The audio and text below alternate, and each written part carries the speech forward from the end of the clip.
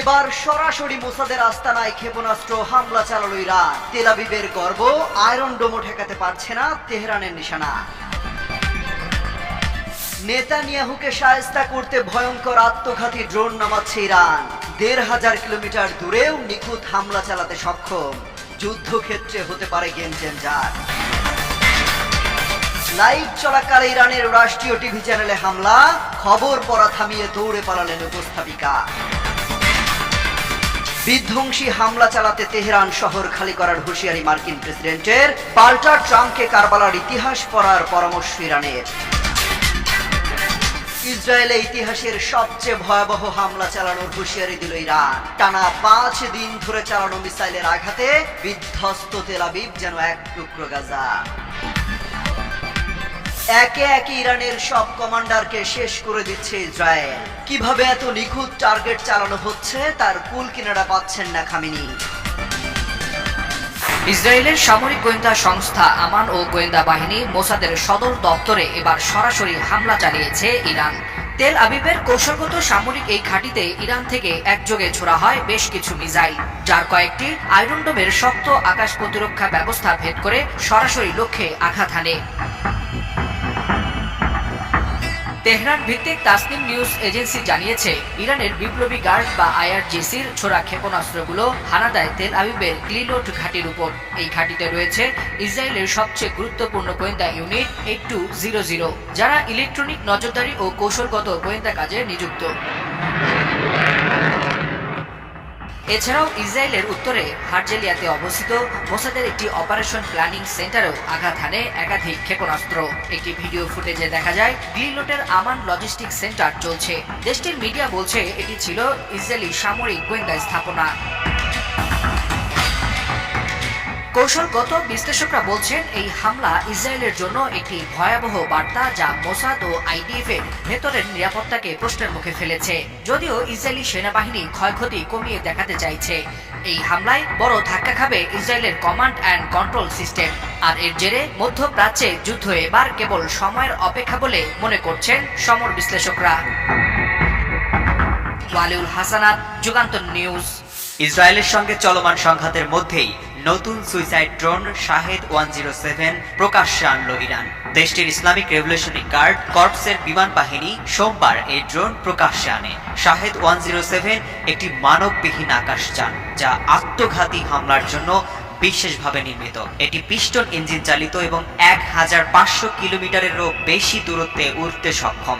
এই ড্রোনের ঝাঁক যদি একসঙ্গে ব্যবহার করা হয়, তবে তা ইসরায়েলের বিমান প্রতিরক্ষা ব্যবস্থার উপর মারাত্মক চাপ সৃষ্টি করতে পারে। ইরানি সংবাদ মাধ্যম তাসনিম নিউজ এজেন্সির এক প্রতিবেদনে এ তথ্য জানানো হয়েছে। প্রতিবেদনে আরও বলা হয়েছে, ইরান ও ইসরায়েলের মধ্যে চলমান উত্তেজনার প্রেক্ষাপটে শাহেদ 107 এর উন্মোচন আঞ্চলিক নিরাপত্তা পরিস্থিতিকে আরও জটিল করে তুলতে পারে। তবে ইরানের পক্ষ থেকে বলা হয়েছে, এই ড্রোন তাদের প্রতিরক্ষা কৌশলের অংশ হিসেবে ব্যবহৃত হবে। বিশেষজ্ঞদের ধারণা, শাহেদ 107 ইরানের সামরিক প্রযুক্তিতে একটি উল্লেখযোগ্য অগ্রগতি এবং ভবিষ্যতের যুদ্ধে তা গুরুত্বপূর্ণ ভূমিকা রাখতে পারে। এমনকি ইসরায়েল যুদ্ধে নামিয়ে দিতে পারে এই ড্রোন। টেলিভিশন লাইভে সংবাদ পড়ছিলেন এক উপস্থাপিকা। হঠাৎ ইসরায়েলের ছোড়া মিসাইল এসে পড়ে। সাথে সাথে উঠে দৌড় দেন এই উপস্থাপিকা। রাজধানী তেহরানে ইসলামী প্রজাতন্ত্র সম্প্রচার সংস্থার ভবনে এই হামলা চালায় ইসরায়েল।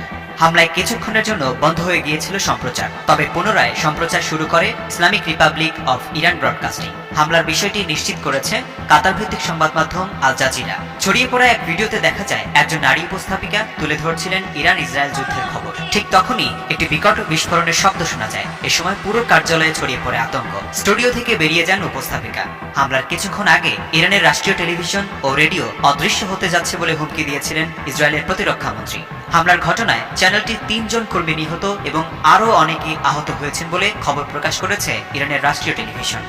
কথায় কথায় ইরানকে মাটির সাথে মিশিয়ে দেওয়ার কথা বলে ইসরায়েল যুক্তরাষ্ট্র, বিশেষ করে ডোনাল্ড ট্রাম্পের চোখের কাঁটা ইরান। তাই তো যে কোনো মূল্যে ইরানকে শেষ করে দিতে চান তিনি। ফলে যে কোনো সময় ইসরায়েলের হয়ে ইরানে হামলা চালিয়ে বসতে পারে যুক্তরাষ্ট্র। এমনকি তেহরান খালি করারও নির্দেশ দেন ট্রাম্প। এমন শঙ্কা নিয়েও ট্রাম্পকে ছেড়ে কথা বলেনি তেহরান। মার্কিন প্রেসিডেন্টকে উদ্দেশ্য করে ইরান একটি কড়া বার্তা দিয়েছে। এই বার্তাটি সামাজিক যোগাযোগ মাধ্যমে ব্যাপক আলোচনার জন্ম দিয়েছে। বার্তায় বলা হয়েছে, ডোনাল্ড ট্রাম্প, আপনি যদি না জানেন আমরা কারা, তাহলে কারবালার ইতিহাস পড়ে দেখুন। এটি ইরানের ঐতিহাসিক ও ধর্মীয় আত্মত্যাগের একটি শক্তিশালী প্রতীকী উল্লেখ, যা তাদের প্রতিরোধের দৃঢ়তা বোঝায়। এদিকে ডোনাল্ড ট্রাম্প ইরানিদের তাদের রাজধানী শহর তেহরান ছেড়ে যাওয়ার জন্য সতর্কবার্তা দিয়েছে। স্থানীয় সময় সোমবার ট্রুথ সোশ্যালে তিনি বলেন, সবারই অবিলম্বে তেহরান ছেড়ে যাওয়া উচিত, তবে কেন ছেড়ে যাওয়া উচিত তা তিনি উল্লেখ করেননি। ট্রাম্প তার পোস্টে আরও বলেন, ইরানকে যে চুক্তি স্বাক্ষর করতে বলেছিলাম তাতে স্বাক্ষর করা উচিত ছিল। কি লজ্জাজনক এবং মানব জীবনের অপচয়।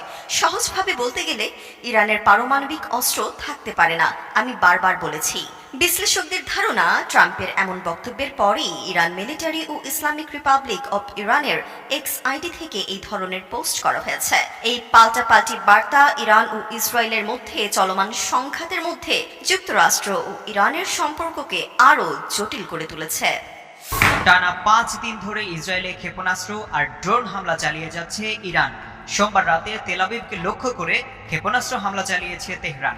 ইরান বলেছে তারা ইতিহাসের সবচেয়ে বড় ও তীব্র হামলা চালাতে যাচ্ছে। অপরদিকে তেল আবিব ও আশেপাশের এলাকায় মিসাইলের সাইরেন বাজতে শুরু করে। ইসরায়েলের প্রধানমন্ত্রী বেনিয়ামিন নেতানিয়াহু বলেছেন, ইরানের সর্বোচ্চ নেতা আয়াতুল্লাহ আলী খামেনিকে হত্যা করাই হতে পারে এই সংঘাত শেষ করার উপায়।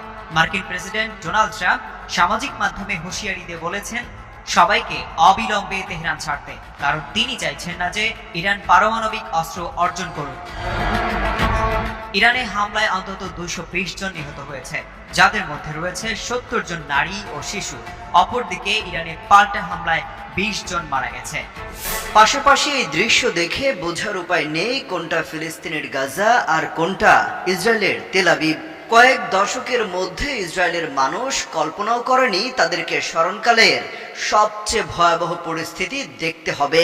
শুধু তাই নয়, ইসরায়েলিদের হারে হারে বুঝিয়ে দিচ্ছে ইরান, দেখো তোমরা কিভাবে গাজার নিরীহ মানুষদের মারছো, তাদের থাকার জায়গা পর্যন্ত নেই, কি খাবে, কখন এক মুঠো খাবার পাবে তারও নিশ্চয়তা নেই।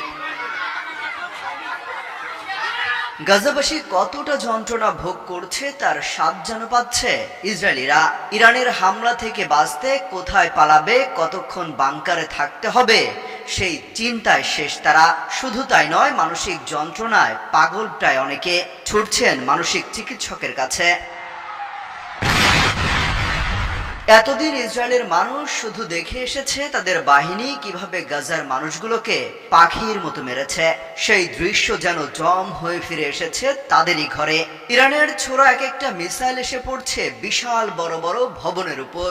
টানা 5 দিন ধরে চালানো হচ্ছে শত শত মিসাইল আর ড্রোন হামলা। বাদ যাচ্ছে না তেল আবিবের মার্কিন দূতাবাস কিংবা খোদ নেতানিয়াহুর বাসভবনও।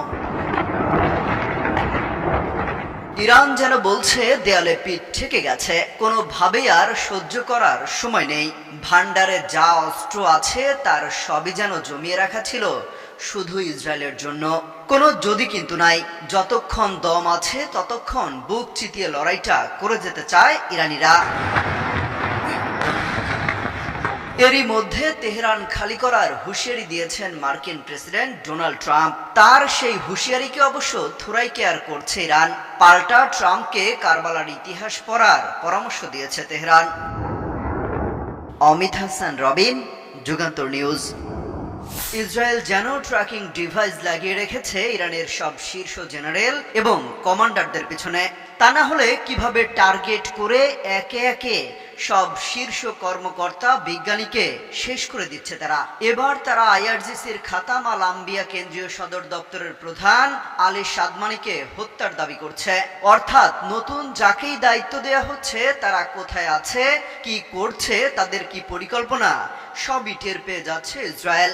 সেই সাথে তাদের গতিবিধি লক্ষ্য করে নিখুঁত টার্গেটে হামলা চালাচ্ছে।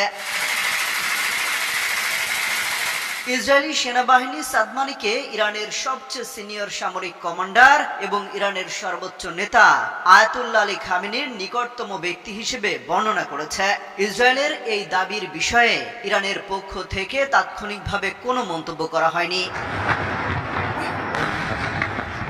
গেল শুক্রবার ইসরায়েলের হামলায় খাতাম আল আম্বিয়া কেন্দ্রীয় সদর দপ্তরের সাবেক প্রধান গোলাম আলী রশিদকে হত্যা করার পর সাদমানিকে এই পদে নিযুক্ত করা হয়েছিল।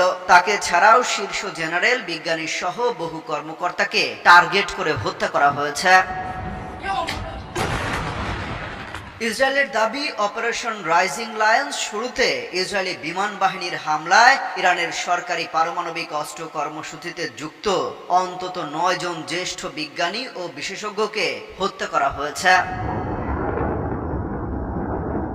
গেল শুক্রবার ভোরে যেদিন প্রথম হামলা চালায় ইসরায়েল, ওই দিনই ইরানের সশস্ত্র বাহিনীর প্রধান, ইসলামিক বিপ্লবী গার্ডের প্রধান এবং বিমান বাহিনীর প্রধান সহ অন্তত 6 জ্যেষ্ঠ কর্মকর্তাকে হত্যা করে তারা। আর রোববার বিপ্লবী গার্ডের গোয়েন্দা প্রধান ও তার সহকারী হত্যাকাণ্ডের শিকার হলেন। গত শুক্রবার থেকে ইসরায়েল ইরানের সামরিক ও পারমাণবিক স্থাপনা সহ একাধিক স্থানে সমন্বিত বিমান হামলা চালানোর পর থেকে আঞ্চলিক উত্তেজনা আরও বেড়েছে। জবাবে তেল আবিবে ক্ষেপণাস্ত্র ও ড্রোন হামলা চালাচ্ছে তেহরান। ইসরায়েলি কর্তৃপক্ষ জানিয়েছে, শুক্রবার থেকে ইরানের ক্ষেপণাস্ত্র হামলায় কমপক্ষে 24 জন নিহত এবং শত শত মানুষ আহত হয়েছে।